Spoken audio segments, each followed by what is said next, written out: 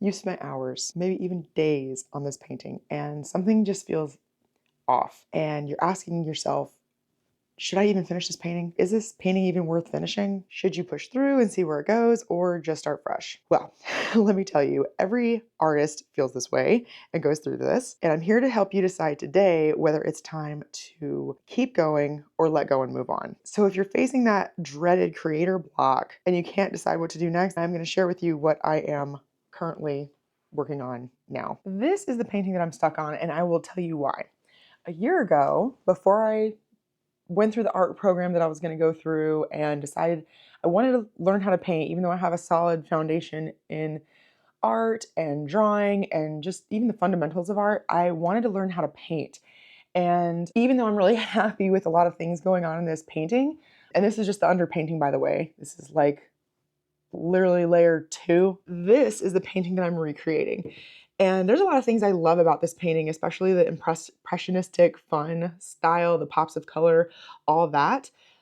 But there's a couple of things that I'm stuck on with this painting. If you're new here, hi, I'm Allie Mack, and this is my art channel. And today we are going to go into different steps to decide if a painting is worth pursuing or letting go. So step 1 is to literally back up and evaluate. The biggest reason at this moment, actually, there's 2 big reasons, maybe 3, why I'm stuck on this piece. The reason that I want to share these tips with you is because I have been just staring at this piece for days and days and days. And it's not because of technique, it's because of, I guess, poor planning. Again, my goal is to recreate this painting, and there is a few things that I wanted to change. One was the size. So I did go up 1 size, but I actually wish I would have gone up another size. The other issue I'm having is that when I sprayed my outline down, I guess I made my grid a little too dark. I don't know if I was doing that subconsciously because I wanted to show up on camera or something, but I can still see it through my underpainting, which I didn't think was going to be the case. So that is also tripping me up. The other thing is the orientation. I thought that the idea of having more of the buffalo's body in the painting would look better. Without even realizing it, I literally didn't even think about this. I've done this, tried to do a painting like this of a buffalo before and also got stuck twice. So this is my 3rd time attempting this composition. And that in itself, once I realized I did that, is enough for me to say, okay, you know what? The best thing for this painting is to stay true, a little more true to this orientation, even though it's the exact same buffalo. It's almost the exact same shot. It's just this one, he had his tongue sticking out. This was just a couple seconds after when his tongue went back in his mouth. So the size and the actual orientation of the canvas, I can't change. I can't fix that with paint. So that is something that in my evaluating of why am I stuck on this painting? Why do I keep just staring at it? Why can't I just get in there with paint, get after it, and finish it? And my mentor would advise, and has in the past, when you get stuck on a painting, to just finish it. Even if it's bad, just finish it out because you never know what's going to happen and you might really like it in the end. I think that's sound advice. I also think, and I think this is why a lot of paintings end up in the corner, I think even once I finish it, I'm going to wish that I had kept the portrait orientation. Even the little line right here, see, I'm so happy with what's going on right here that the fact that I would have to cover this up to cover up the line, and that may even be an easy fix and not a big deal, but I was so happy with the way that the background came up that I didn't want to actually paint more over this. I just wanted to get into the buffalo and work on him. So that's the initial trip up that I'm having. So I probably could have avoided this if, one, I would have kept a journal. This is also sound advice from my mentor, but he keeps a notebook or a journal, I should say, on every piece that he does, and each painting you can learn something from. And had I been keeping a record of what I was doing, I would have understood that this probably wasn't going to work out for me and what I wanted to achieve. And I love a lot of what's going on here. I really love what's going on. So I don't know if these are just mental barriers that are making me procrastinate and not work on this piece. And I'd really love to know in the comments if you think it is worth me finishing this piece to see just even if it looks good, it doesn't even have to be the recreation of that one, but just to see if I can actually fix the problems.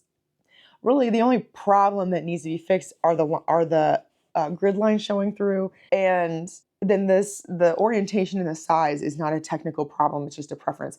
So, if you think that this piece is worth saving and painting, please let me know in the comments. But if you think it is okay, you know what? It's time to move on because I evaluated this. I figured out the root of the problem and why it was bothering me. And then I decided, okay, I can't change the size or the orientation with paint, that it is ultimately something that I'm going to have to start over. I've decided to get a new canvas and get a larger scale piece going. So the biggest problem that I had with this piece is the actual composition and the eye being right here. That's the focal point, and really it should be somewhere over there. So I'm thinking that with just getting a larger painting, I can end up putting the eye of the buffalo somewhere closer over here, and I can keep this portrait orientation and keep it closer and truer to a recreation of this one. So my final tip for deciding if a painting is worth keeping or scrapping is to honestly trust yourself, because even though I have a mentor giving me the advice of just see a painting through, then learn from it, write it down, and then see where it takes you. I think that deep down you learn to trust yourself and your instincts, and you know if the painting is worth keeping or not. If the piece is literally filling you with dread, then it's probably time to move on.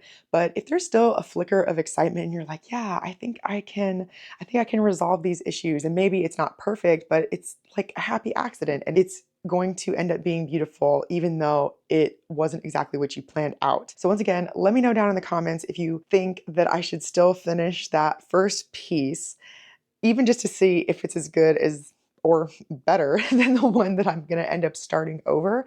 And I hope this insight was helpful in some way. That way, you know that no matter what level you're at, even if you've been in the game 20 or 30 years, you are always going to have these questions. And if you are able to evaluate your piece, stand back and really look at it, identify the root of the problem, set some limits for yourself, like the time that you are going to spend on a certain piece. That way you don't waste days just staring at it, letting it bother you.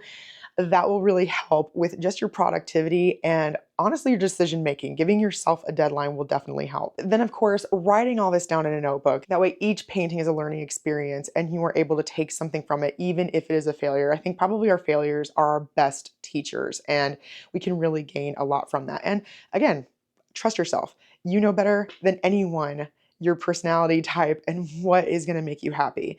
Is it going to make you happy to just start over? Do it. You have my permission if you need it. And yeah, I'll see you in the next one.